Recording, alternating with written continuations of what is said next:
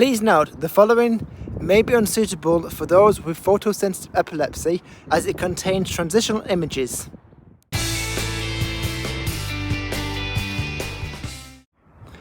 Hello and welcome back to episode 2 of How to Play Yu-Gi-Oh! This part of the episode comes to you from the harbour town of Whitehaven. Before we get into the continuation of monster cards, here's a look back at everything that happened in part 1.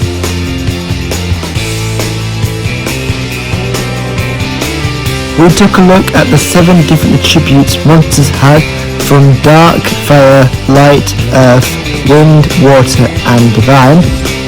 Took a look at the 24 different types of monsters in brief detail. Showed you how the monsters' levels impact the game, and showed you the first 3 different types of cards, from normal monster, effect monster and fusion monster. So with all that in mind, let's get on with the second part of the show.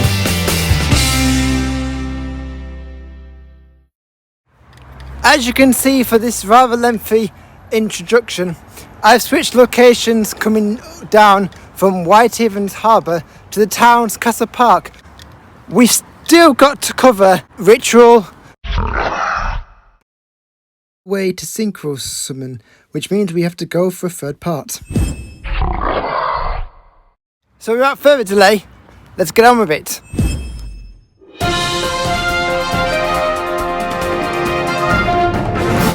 We start with ritual summons, the second oldest summoning forms in the game.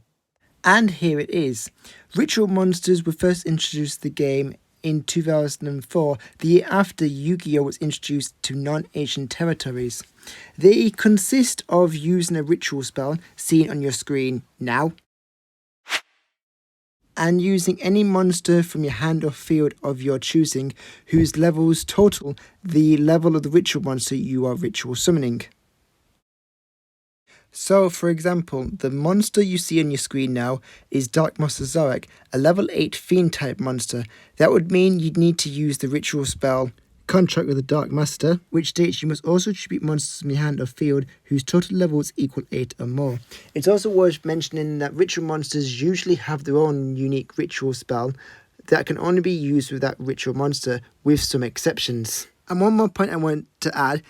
You can't just go around ritual summoning willy-nilly. You have to have both that ritual monster and ritual spell card in your hand at the same time, as if things weren't even more complicated, which is why it's time for a new segment, demonstration.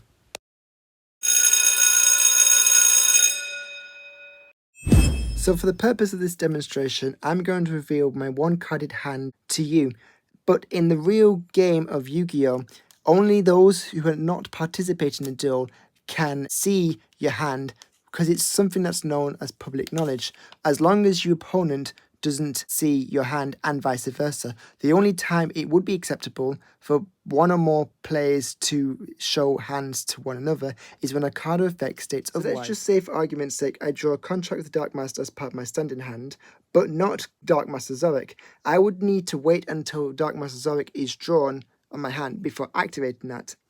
Once that's done, I can proceed to activating Contract with the Dark Master, which will summon Dark Master Zorak onto the field. In order to do that, I would need monsters whose levels equal 8 or more. Now, you can also attribute monsters from your hand by sending it to the graveyard, but for this example, I'm going to use monsters that I have imaginary on the field. So, for example, I have 2 monsters whose levels both are 4, because 4 times 2 equals 8.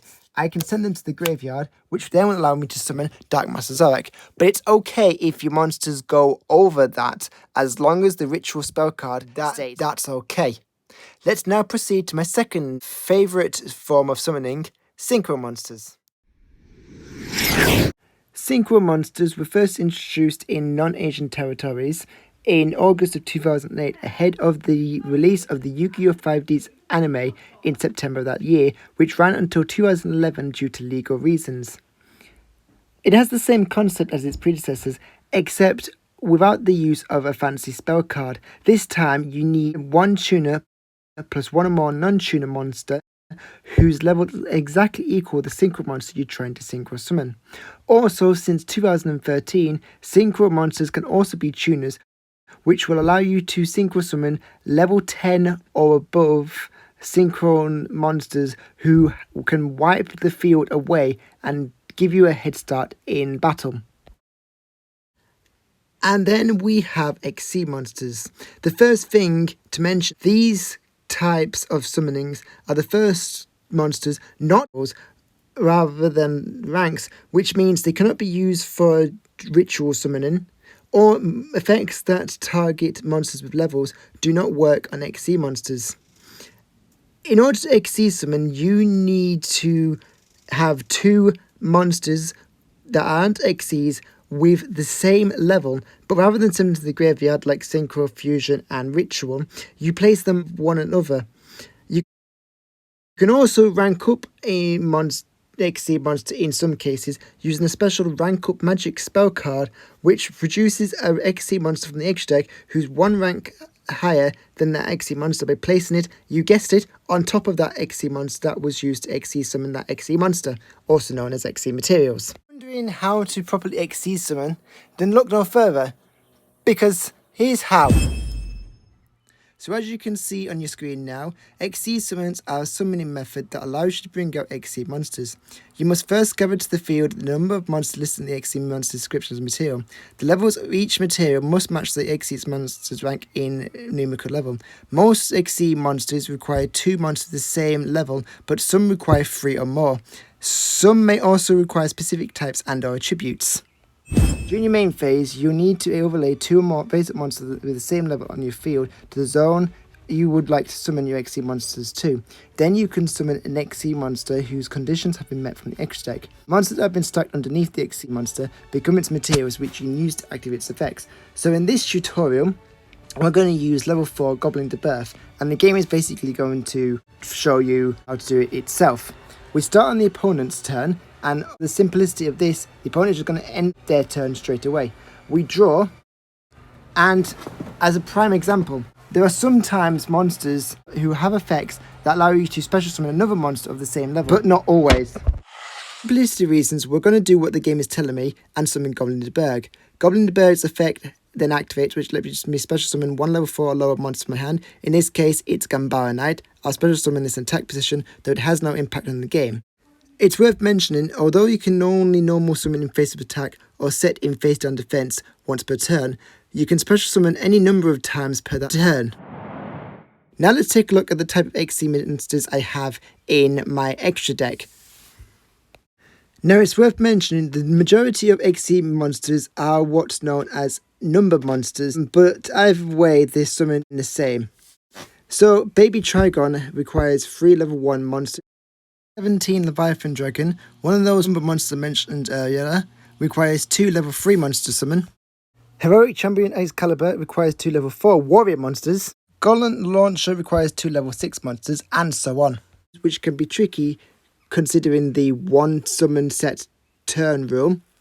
Obviously you can get around that with the special summon as many times as you want per turn, usually through card effect. So with all that in mind, let's proceed to try and XC summon. As you can see, number 39 Utopia and Heroic Champion Excalibur requires 2 level 4 monsters, but Excalibur requires monsters who are level 4 and warrior. So there's no big difference. Even though they be summoned in the same way, we're going to proceed to summon Heroic Champion Excalibur. So it's not shown in Master Duels, but in real life, you place the monsters on top of one another in order to XC summon. That's basically it really, though it's worth mentioning some XC monsters can be ranked up using another monster with a lower rank, using a rank up magic spell card. Now we come to the last part of the episode, where we review everything that the episode has covered. It's time for in-summary. Basically, we've learned to ritual summon using the ritual spell card and ritual monster. We've learned to synchro summon and XC summon. Unfortunately, that's all we've got time for in this episode. But coming up in the next part, we'll learn to pendulum all the way through Link. If you like what you see, click the button below, subscribe for updates, and I'll see you next time. I've been Andy Mossop, and this was How to Play Yu-Gi-Oh! Episode 2, Part 2. Bye for now.